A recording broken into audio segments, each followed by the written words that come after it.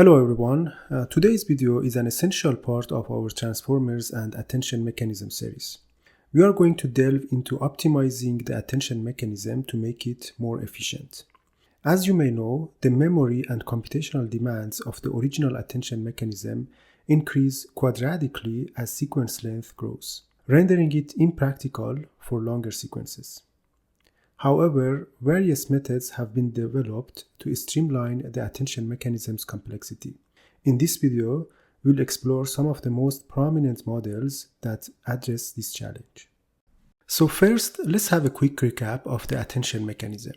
We start with three matrices Q, K, and V, each having size n times d. We first perform dot product between Q and K, so that is Q, K transpose. Then we apply a scaling factor as well as the softmax function to the result. This will give us the attention weights.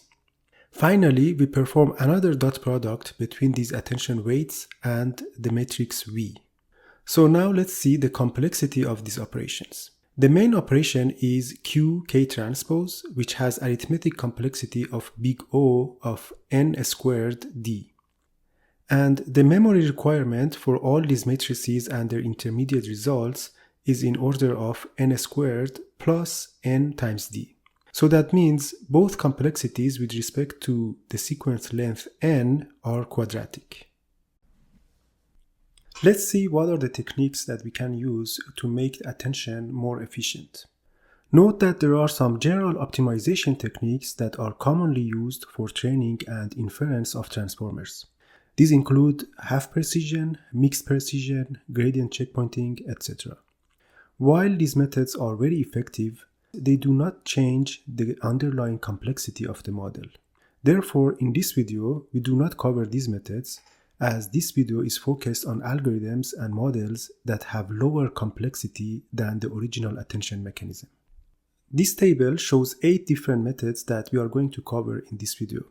Except for the first two algorithms in this table, all others have linear complexity.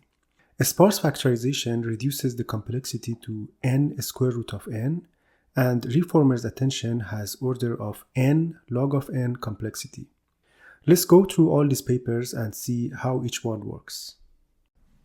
Our first paper is titled Generating Long Sequences with Sparse Transformers.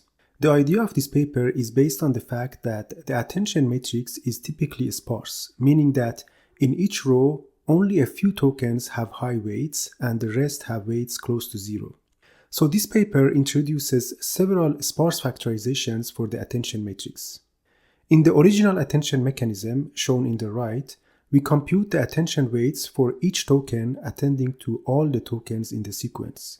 So we compute the dot product of Qi with all the keys.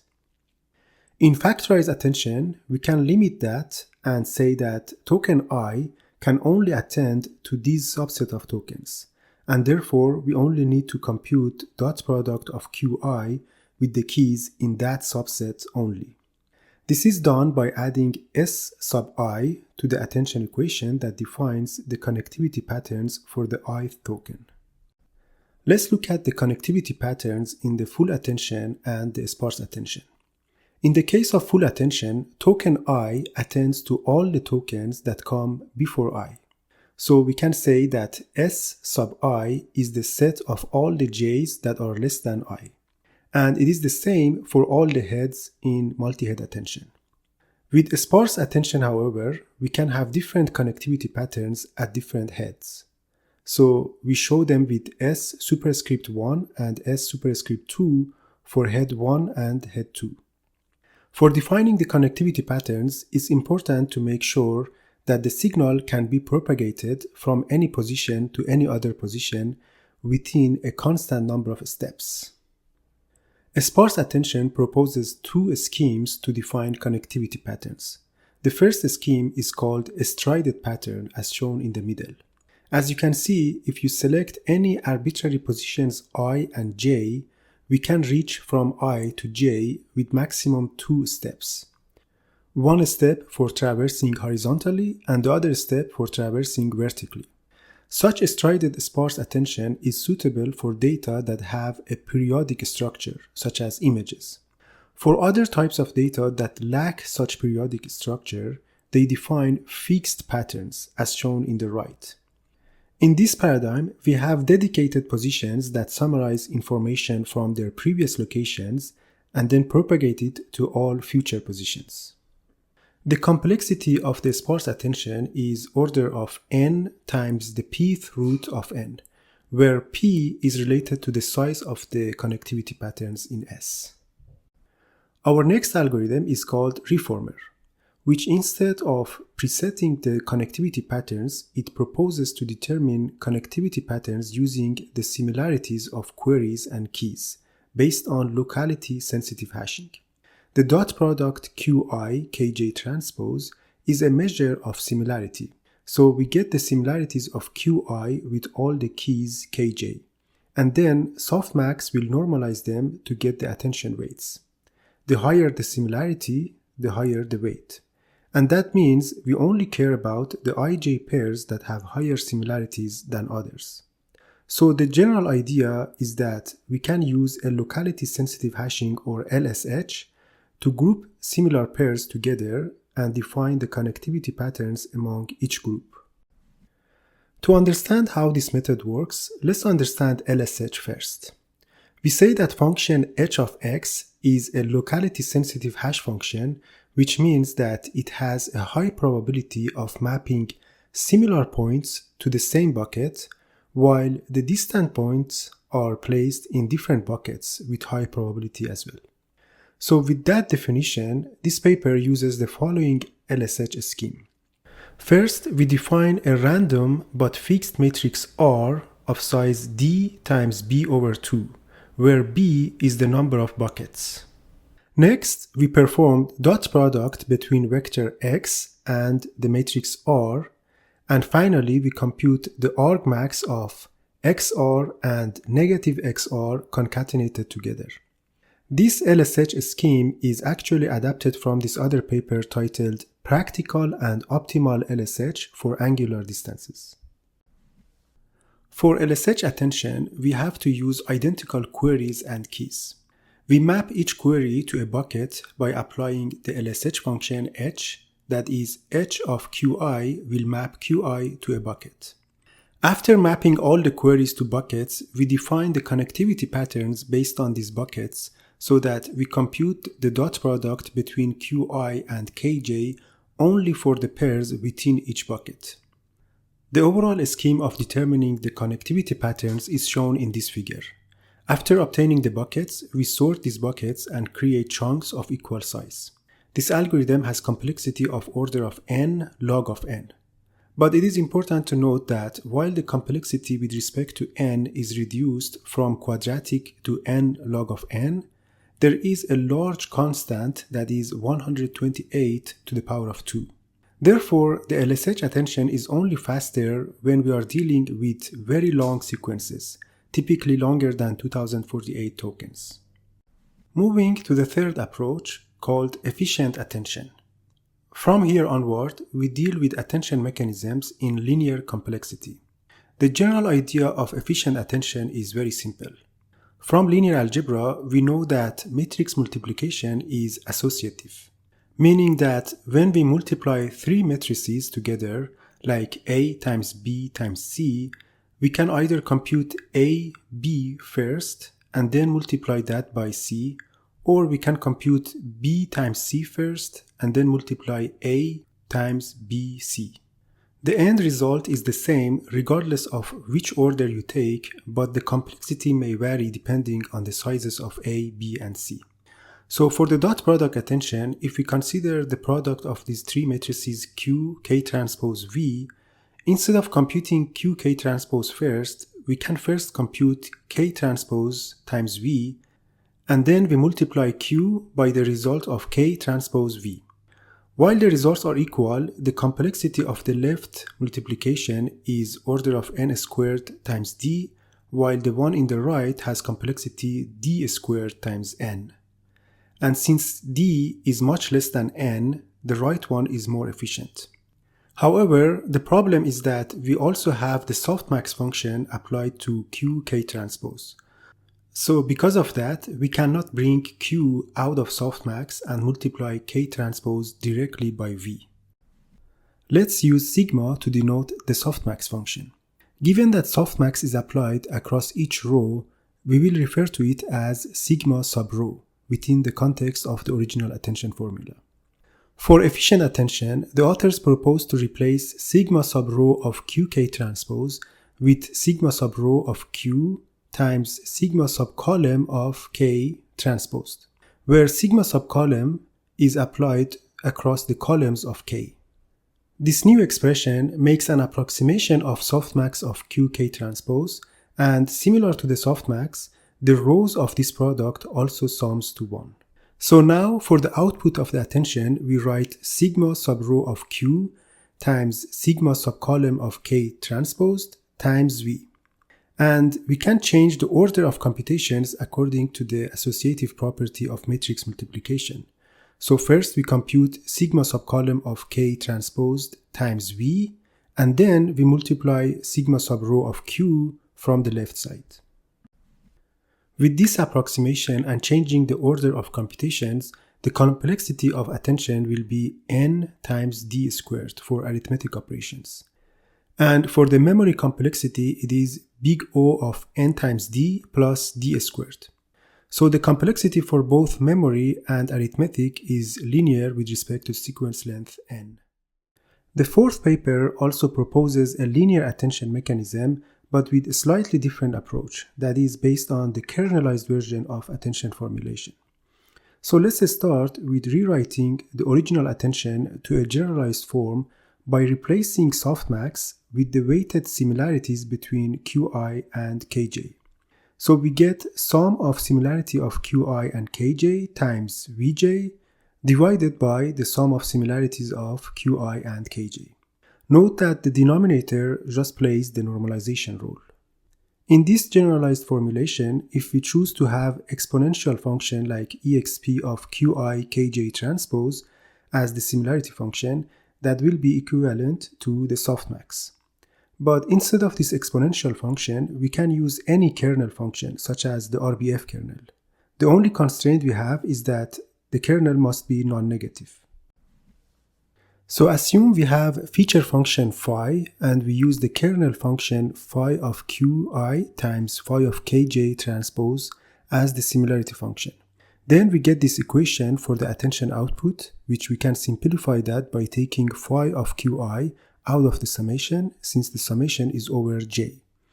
And in vectorized form, it will be phi of Q times phi of K transposed times V.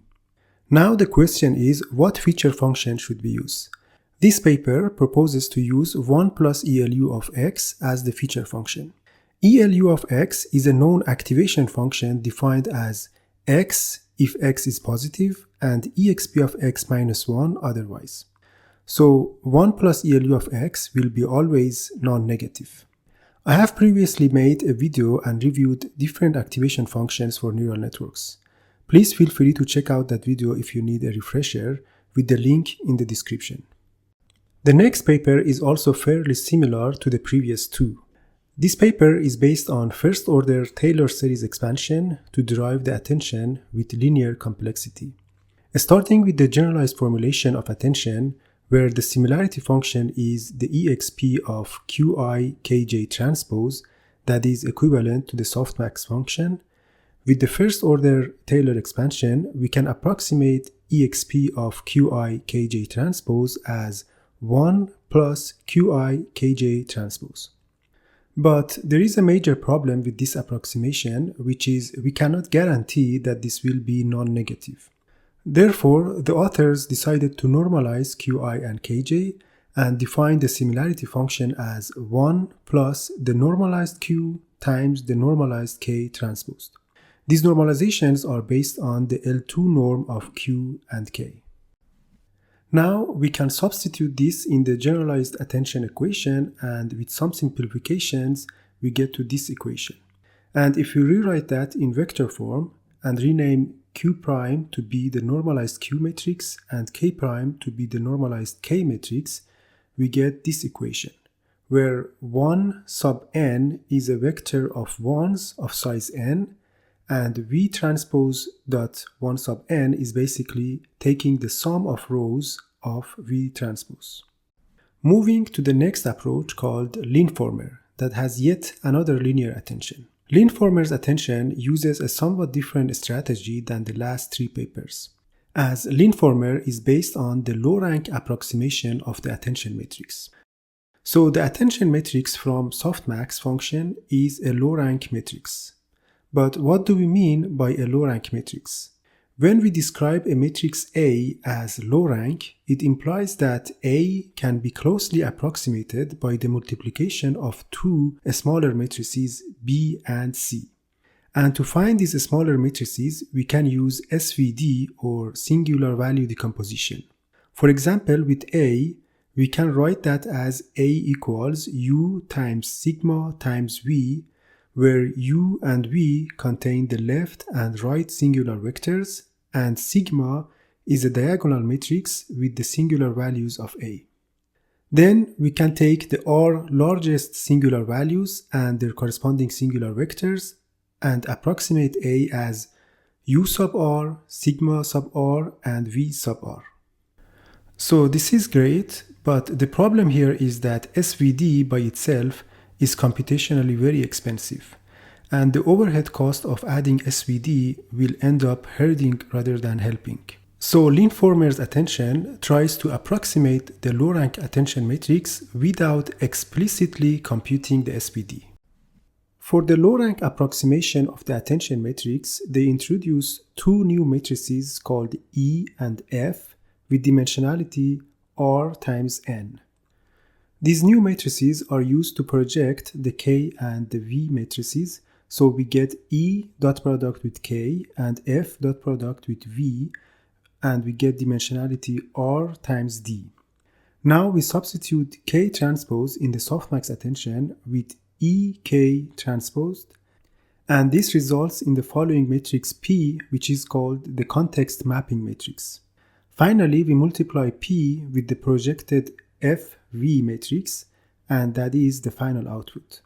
So the updated diagram of the multi-head dot product attention with this mechanism is shown here. As you can see, they have added two projections for the keys and values. The complexity of Linformer's attention is in order of N, R, D, and since attention is low rank, we choose R much less than N. Furthermore, the paper provides a theoretical relationship between the approximation error and the selected R. So these last two papers have a different strategy for reaching linear attention. Longformer is designed to process long documents like the articles on arXiv. For such long documents, the original transformer is prohibitively expensive since it scales quadratically with sequence length. So Longformer has an attention mechanism with linear complexity. Longformer's attention uses a combination of local and global attention patterns. For local attention, they use sliding windows or dilated sliding windows. Capturing local context is very important since a lot of information about a token can be obtained from its neighboring tokens. For global attention, they use some pre-selected tokens and make symmetric attention patterns, meaning that all other tokens attend to these pre-selected global tokens, and these tokens also attend to all other tokens. This way, long-range dependency signals can propagate from one position in the input sequence to another location. Finally, our last approach, which is called Big Bird. Similar to Longformer, Big Bird also uses a combination of local and global patterns. But in addition, they also use random patterns as well. The idea of using random patterns comes from graph theory, where starting from a fully connected graph where nodes are tokens and edges represent the connectivity patterns, then with graph sparsification, we can randomly drop a large fraction of edges and still maintain a small average path between the nodes. Therefore, in Big Bird, for random patterns, we allow each query Qi to attend to R randomly selected keys. Using the adjacency matrix A to represent the connectivity patterns, we will have R number of ones in each row for random attention. Next, for local attention, a window of size W around position I in the adjacency matrix is set to 1. That is, cells from I minus W half to I plus W half are set to 1. And finally, for global attention, they propose two approaches. One is called Big Bird ITC, or internal transformer construction, which makes use of the existing tokens for global attention. So a set of pre-selected tokens will attend to everyone, and everyone will attend to them.